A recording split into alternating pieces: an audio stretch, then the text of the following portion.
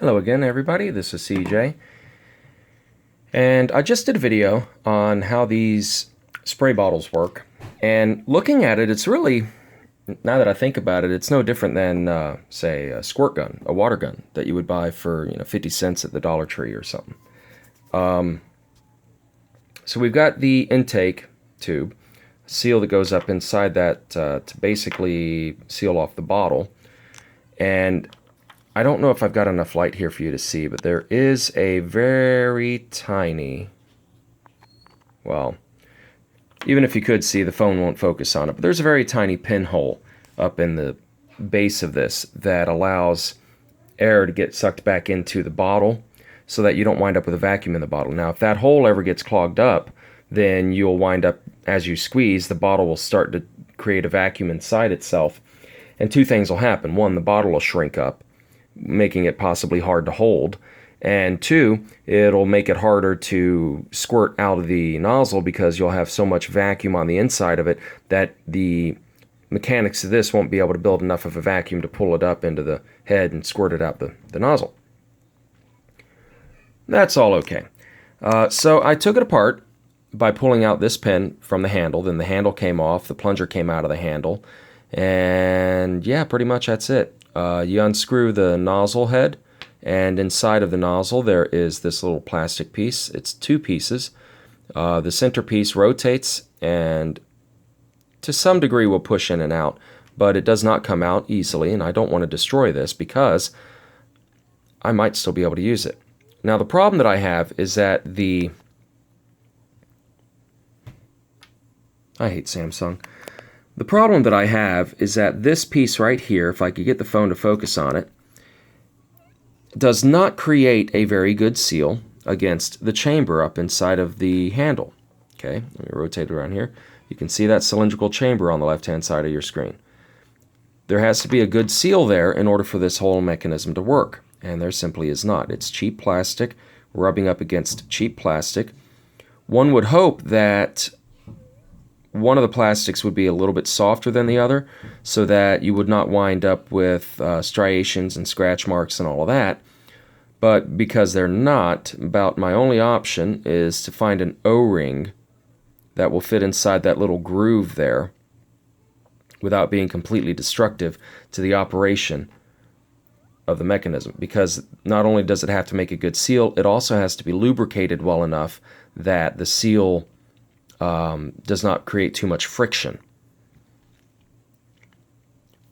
But that's basically the operation of these things. Let me see if I can stabilize my phone here and put these all together. Alright, so first things first, I'll just go ahead and get these pieces back together.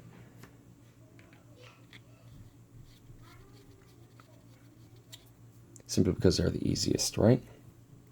Now, let me see if I can get that vent hole shown here. You see it down there on the bottom? That's the vent hole. And you can see how easy it would be to clog that up. Now, one thing that I tried showing in my other video is that what you cannot really easily see, because my camera phone does not pick it up that well, the naked eye shows quite well that there is inside of here a ball valve. Alright, let me see if I can't finish putting this together. And I was right in my suspicion that the plunger is simply hollow in the middle and it goes all the way into the handle.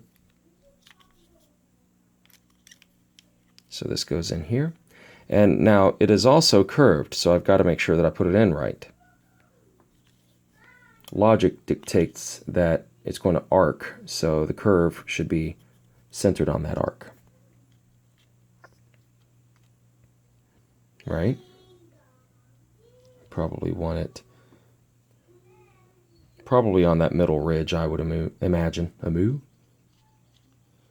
Yeah, I don't know what word I was thinking of there. Amu.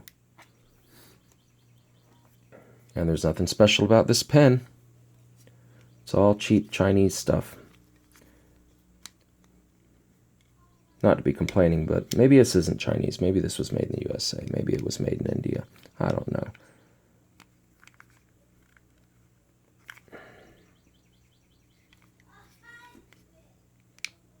But before I'm going to be able to get it back together, I'm going to have to get it back together. I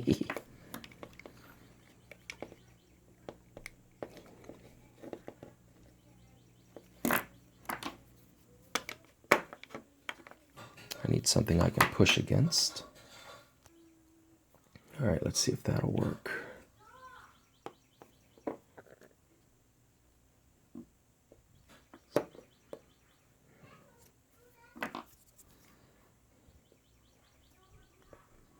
There we are. All right. Okay, so feels like it'll work. Put that back in here, and I'll get the original tube. Okay. Oop. Now let's see if we can see that now.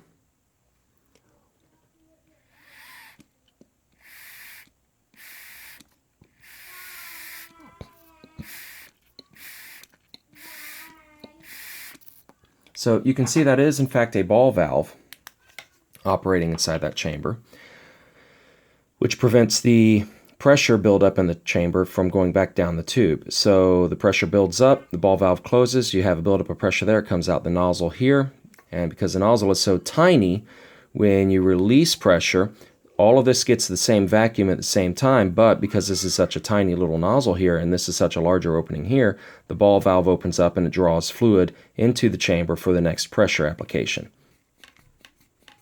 All right, that's all there really is to it. Until next time, everybody.